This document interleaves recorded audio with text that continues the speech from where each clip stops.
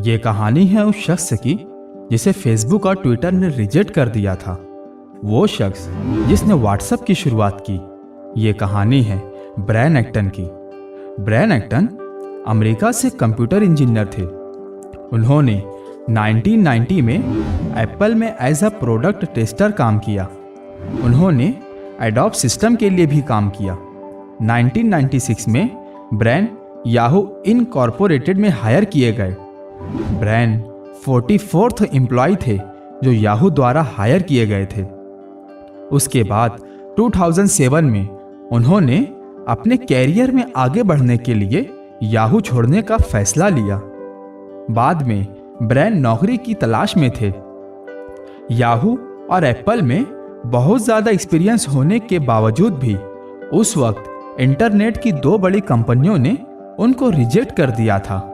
पहले फेसबुक ने अगस्त 2009 में रिजेक्ट कर दिया, फिर ट्विटर ने भी ब्रायन को रिजेक्ट कर दिया था। इस तरह ब्रायन किसी और बड़ी कंपनी में नौकरी तलाश करने में नाकाम रहे, लेकिन उन्होंने अपनी उम्मीद नहीं खोई और उन्होंने नई नौकरी पाने की कोशिश बंद कर दी और इसकी बजाय उन्होंने अपने खुद के स्टार्टअप पर फोकस किया।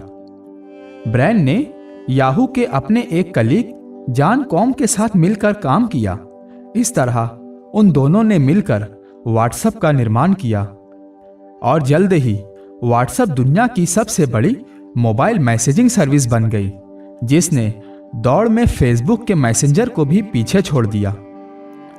फरवरी 2014 में फेसबुक ने स्टॉक्स और शेयर्स में $19 बिलियन की वर्थ पर व्हाट्सएप को खरीदने का फैसला लिया। इस तरह इतिहास की ये अब तक की सबसे बड़ी डील मानी गई है और अब व्हाट्सएप पर ब्रायन लगभग 20% स्टेक यानी हिस्सेदारी रखते हैं। और जब फेसबुक ने व्हाट्सएप को खरीदा तो ब्रायन की नेटवर्थ $3 बिलियन हो गई और अब ब्रायन एक्टन की करंट नेटवर्थ $2.5 बिलियन है।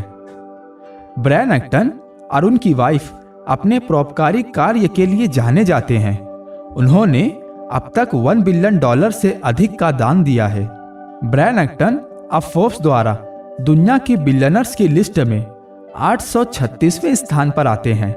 लेकिन जरा सोचिए, अगर वो फेसबुक और ट्विटर से रिजेक्ट होने के बाद हार मान लेते और अगर वो याहू में अपनी नौकरी पर रुके रहते तो आज हमारे मोबाइल में कोई व्हाट्सएप नहीं होता। ब्रायन अब सिग्नल फाउंडेशन चला रहे हैं। ये फाउंडेशन अपनी ऐप के जरिए लोगों को व्हाट्सएप की तरह प्राइवेट मैसेजिंग और कम्युनिकेशन की सर्विस प्रोवाइड करती है, जिसे ज़्यादातर जर्नलिस्ट और ह्यूमन राइट एक्टिविस्ट यूज करते हैं। ब्रायन एक्टन की ये कहानी हमें एक महत्वपूर्ण सीख देती है। आपकी सफलता आपकी सोच पर निर्भर करती है। आप अपनी एक असफलता से दुखी होकर अपनी जिंदगी को खत्म कर लेते हैं या अपनी उसी असफलता से मिले दुख को अपनी ताकत बनाकर फिर से नई उम्मीद के साथ फिर अपनी सफलता के लिए प्रयास करने लग जाते हैं। दोस्तों, अपने अंदर की छुपी हुई एबिलिटी को पहचानिए और एक नई ऊर्जा के साथ उठ खड़े होइए। आप जरूर सफल होंगे। धन्यवाद।